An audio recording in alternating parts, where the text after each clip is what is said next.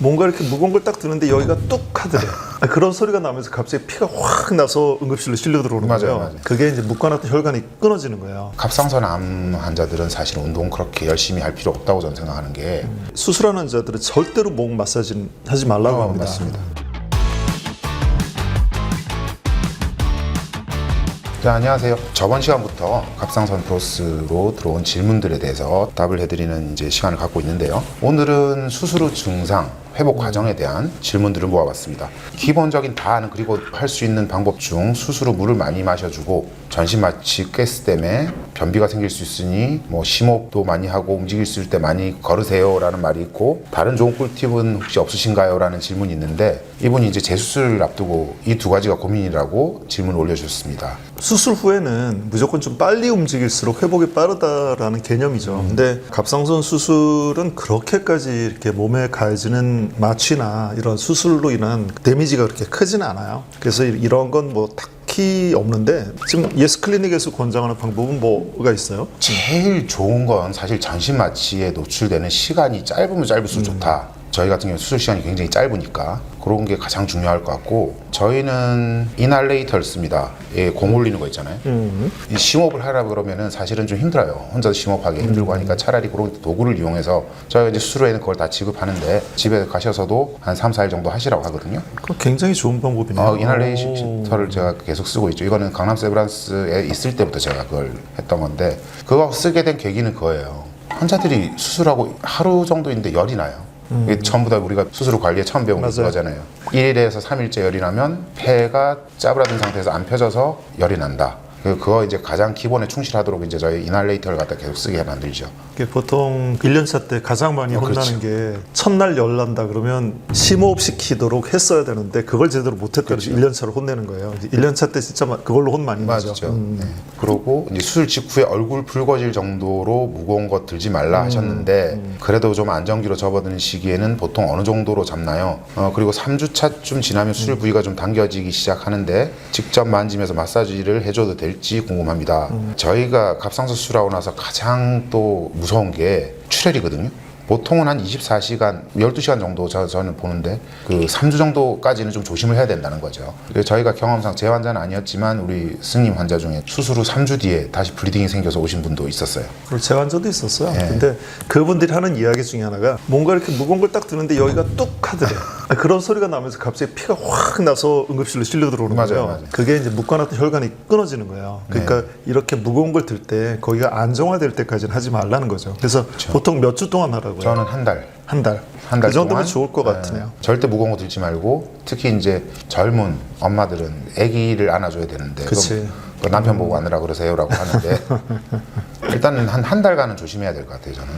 그리고 이제 그 운동하는 젊은 사람들 많잖아요. 네, 그렇죠. 그래서 역기도 들고 싶어 하고 언제부터 하냐 그래서 저는 또 그렇게 생각을 해요. 전신 마취를 하면서 이제 근육 이완제들을 쓰기 때문에 그 수술 시간이 짧더라도 근육이 그렇게 원활하진 않아요.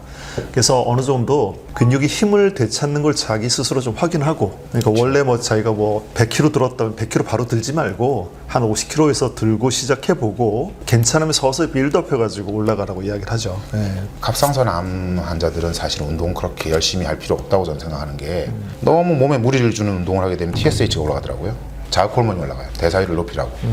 그럼 사실은 갑상선 수술 후에는 그렇게 좋은 건 아니죠. 너무 무리한 운동을 하지 마시라. 좀 편안하게 지내시라라는 추천을 많이 합니다. 자, 다음 질문은 저 같은 경우는 갑상선암 수술하고는 목소리 변화가 없었는데 이비인후과 설하관 낭종 수술 후 목소리의 지연 변성이 온 것 같습니다. 수술한 지 6개월 조금 넘었는데 3개월 정도부터 목소리가 많이 달라지면서 항상 쉬어있고 고르름이 안 나오더라고요.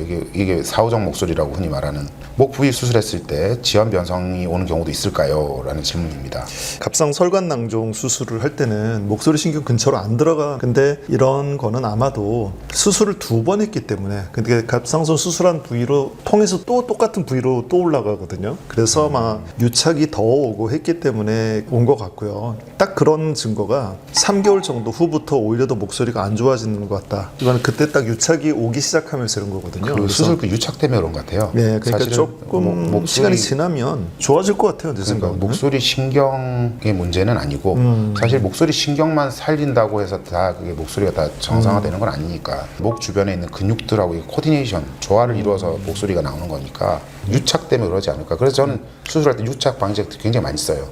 조금 더 기다려 보십시오. 이거는 목소리가 다시 좋게 나올 수도 있으니까. 이왕에 유착 방지제 이야기가 나와서 그런데 네. 그 저는 이제 재발한 환자들을 주로 수술하잖아요. 근데 예전에는 그 재발을 하면 정말 힘들었어요, 수술이. 그렇죠. 유착이 너무 많이 와서. 근데 최근 들어서 보면 확실히 유착 방지제를 쓰기 시작한 시기가 있거든요, 우리나라에도. 맞아요. 그 이후부터는 환자들의 유착 정도가 훨씬 덜해요. 맞습니다. 유착 그래서 방지제는 재발 사실 수술도 그렇게까지 어렵진 않아요. 또 비슷한 맥락의 질문인데 구강 수술 후에 턱 밑이 딱딱하고 목이 뒤로 잘 안 젖혀지는데요. 마사지해서 풀어줘야 되나요?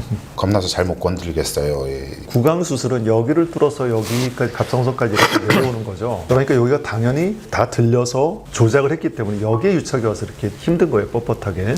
근데 이제 저는 이제 수술하는 환자들은 절대로 목 마사지는 하지 말라고 합니다. 맞습니다. 마사지라는 게 정상 구조를 아는 사람들이 해주는 걸 텐데 정상하고 다르잖아요. 이걸 그러니까 모르면서 만져놓으면 안 될 것 같아요. 그래서 저는 될 수 있으면 목은 손대지 말라고 이야기를 합니다. 자, 그리고 유미루가 수술하고 몇 달 후에 생기지는 않겠죠. 요 며칠 사이에 왼쪽 목이 좀 불편하고 부은 듯해서 엉뚱한 질문을 드려봅니다. 아직 턱 아래쪽 부어 있고 최근 기름진 음식을 자주 먹어서 더 찔리네요. 아마도 이거 임파선 곽청술 하신 분 같은데요. 네, 그럴 것 같아요. 일단은 임파선 곽청술 수술하고 나면 턱 같은데 요런 데 이렇게 붓죠. 이 림프의 흐름이 유착으로 인해서 방해받기 때문에 볼 수는 있는데 이런 경우는 사실은 유미루가 그렇게 발생했다 보이긴 힘들 것 같은데요, 저는. 네, 이건 아니에요. 네. 그래서 이렇게 표현해요. 저는 이제 측경부 청소술, 그러니까 즉 곽청술을 하게 되면 여기서부터 여기까지 임파선과 임파관들을 포함해서 싹 다 없앤단 말이에요. 말하자면 고속도로가 없어진 거예요. 얼굴에 생긴 임파액들이 이렇게 쭉 타고 내려가야 되는데 고속도로가 없어지니까 이제 길이 정체가 되고 여기가 붙는 거예요. 그래서 꼭 그 찜질을 이렇게 턱 아래 부분 여기를 이렇게 네. 얼음 주머니에 찜질해 주라고 합니다. 그래서 이분은 유미루가 이렇게 생기는 건 아니고요. 림프 정체가 좀 일어났다 이렇게 생각하시면 되겠어요. 네. 자, 수술한 지 2개월 되었습니다. 오후 늦게쯤 되면 목이 아픈데 왜 그런 걸까요? 목소리도 큰 소리로 힘주어 말하기가 어렵습니다. 언제쯤 괜찮아질까요? 이유는 간단하죠. 이건 수술 때문이고 수술 전 상황으로 돌아가기는 아직까지 시간이 좀 더 걸리겠죠.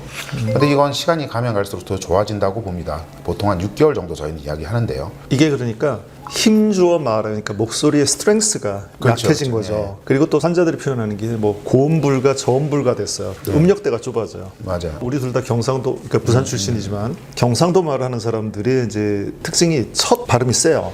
그렇죠. 예. 그러니까 경상도식으로 이야기를 하면 말을 오래 못해요. 더. 이게 차라리 환자들한테 첫 음을 좀 천천히 낮게 발성을 하세요. 네. 라고 해요. 그러면 좀 더 이야기를 하기가 쉽습니다. 라고 이야기를 해요. 그러니까 목소리가 쉬이 필요하지 않게 조금 잘 매니지하면서 쓰라는 얘기죠. 예. 자, 유착으로 4년째 고생하고 있는 사람입니다. 삶의 질이 거의 제로인데 방법이 없나요? 자, 어떤 수술을 받았는지가 이제 중요하겠고요. 아마도 큰 수술 받은 분 같아요. 네. 저는 이제 켈로이드 체질인데 켈로이드 체질은 이제 바깥에도 흉터가 이렇게 크게 생기지만 안쪽으로도 그러니까 섬유질이 많이 쌓여서 그렇죠. 흉터 조직이 강하게 생기는 체질이에요. 그러면 조금 더 오래 걸릴 수는 있어요. 자, 근데 이제 제가 환자들한테 설명할 때 그래요. 너무 불편해요, 뭐 힘들어요 그러면 한 수 접어주셔야 한다. 왜냐하면 이건 당연히 그런데 이게 왜 이럴까? 나만 이런가? 하기 시작하면 답이 없는 거예요. 스스로 볶아먹고 있는 거예요. 그래서 저는 그 심했던 암을 다 제거하는 목표를 달성했으니까 이 정도는 우리가 감수해야 되는 부분이 있다. 시간이 지나면 좋아지거든요. 뭐 말씀하신 대로 수술 전으로 돌아갈 수는 없어요. 하지만 그 비슷하게까지 가니까 뭐라고 위로해 드릴지는 잘 모르겠는데요. 하여튼 힘내십시오. 좋아집니다. 네. 다음 질문. 10월에 갑상선 전절제 왼쪽 림프절 전이로 곽청술 진행했고 요양병원에 입원해서 수술한 달 후부터 림프 도수를 이거 안 되는데 받고 있습니다. 목 부위 광범위하게 절제해서 동위원소 치료도 12월로 예정되어 있는데 목 부위 도수를 받는 게 맞는 건지 궁금합니다. 그리고 도수 6회차 받자마자 심각한 이석증으로 하루 고생했습니다. 아이고 이것도 또 동위원소 예정으로 약 처방이든 뭐든 아무것도 못하고 누워만 있었는데 너무 서럽더라고요. 요양병원에서 근육이 굳는다고 매일 해야 한다고 하는데 어떻게 하는 게 맞는 건지 확실히 아는 분이 안 계시네요. 이거 하면 안 되죠. 예, 그 예전에 우리 그 예. 갑상선 바로 알기에 그 박정수 교수님 특집에 맞아요. 박정수 선생님 말씀하셨어요. 림프 마사지. 그 림프절 도순이 목 마사지 같은 거 금하고 있습니다. 우리 갑상선 전문으로 했던 우리 의사들은 결론 진짜 하시면 안 되고 얼굴 갸름하게 만든다고 이렇게 뭐 경락인지 그런 그때 것도 뭐라고 했었는데 그죠? 림프 마사지 이걸 해도 되는지 난 별로 도움 안 될 것 같아. 오히려 해가 될 것 같은 저도 생각이 좀 있어요. 그렇게 생각을 하는데 왜냐면 갑상선 암이 옆에 퍼지잖아요, 그죠? 림프노드로 퍼지는데 그걸 자꾸 마사지하면 캔서 암 세포가 빠져나와가지고 림프 채널 따라가지고 다른 데로 더 빨리 퍼진단 말이지. 두경부암 환자에서는 금합니다. 암을 밀어서 널리 퍼뜨릴 가능성이 있어서 차라리 스스로 운동을 해서 근육을 풀어주는 게 나을 것 같아요. 지금 그게 문제인데 요양병원에서 이게 다 잘 알지를 못해요. 그러니까. 도수치료나 이런 게 돈벌이 수단으로 생각을 해서 이런 하는데 갑상선 암 환자들은 하시면 안 돼요. 특히 목은 하면 안 됩니다. 그러니까 목 외 부위에 뭐 뭘 하든지 그건 상관없어요. 그건 상관없죠. 근데 목은 안 된다는 거죠. 네.